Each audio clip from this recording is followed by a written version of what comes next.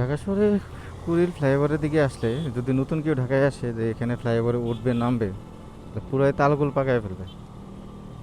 কারণ সে মানে যদি না চিনে থাকে তাহলে একদিক দিয়ে উঠবে, অন্য দিক দিয়ে ঠিকই নেমে যাবে।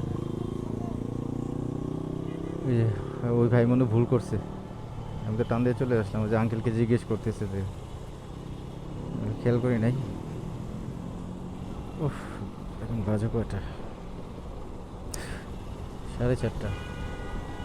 পুরো রোদ। যা বলছে এবারকের হসপিটালে। আর আমার এক ফ্রেন্ড ফোন দিল, বলতেছে যে একটা পেশেন্ট আছে ওখানে, ব্লাড দেওয়া লাগবে।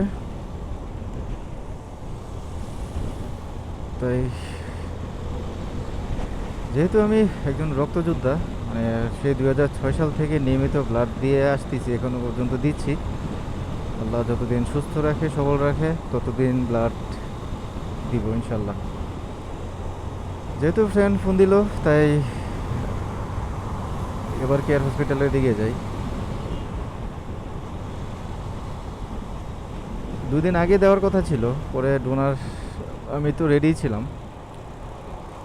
পরে যাদেরকে দিবে ওনাদের অলরেডি 2টা ডোনার মানে স্ট্যান্ড বাই ছিল, যে কারণে আমাকে ফোন দিয়ে বলতেছে ভাইয়া এখন লাগতেছে না, যখন লাগবে তখন আমি আপনাকে নক দিব। পরে আজকে আবার নক দিল। যেহেতু রক্ত দিতে যাচ্ছি, মোটামুটি সব কাজ ফেলে রেখেই বের হয়ে গেছি। যতটুকু সম্ভব চেষ্টা করছি কাজ গুছানোর, তারপরে বের হয়ে গেছি।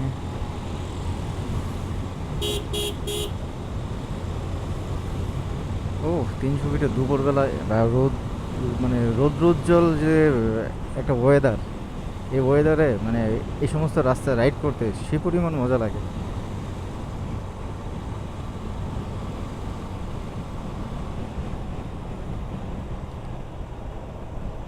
মানে আকাশটা এত চমৎকার একটা আকাশ, মানে কি বলবো।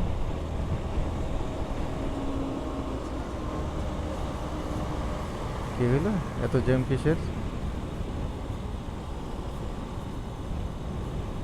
এই জ্যাম জুম দেখলে তো ভয় লাগে, হয়তো কোথাও রাস্তায় অ্যাক্সিডেন্ট হয়েছে কিনা বা কোনো ঝামেলা হইলো কিনা, এগুলো দেখলে তো ভয় লাগে।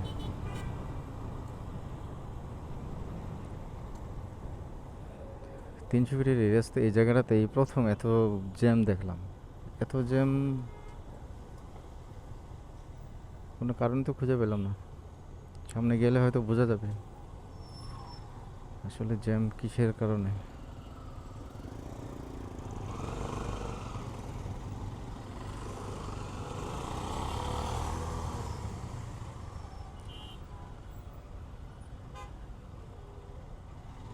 না, কোনো তো কিছু দেখা যাইতেছে না।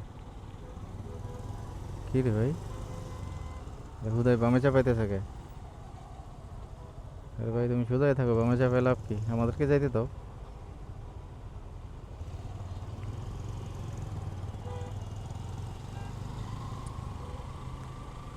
না, এই সময়ে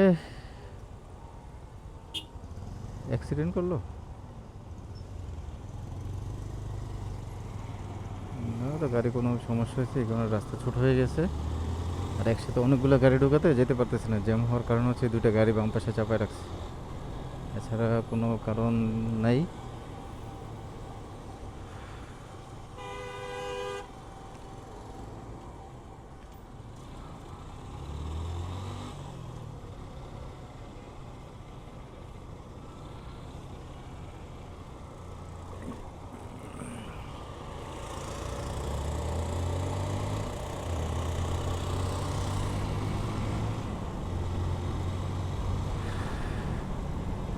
চলেন এবার কেয়ার হসপিটালের দিকে যাই। তো চলে আসছে, যে সামনে গিয়ে বামে গিয়ে বসুন্ধরা ঢুকলে এবার কেয়ার।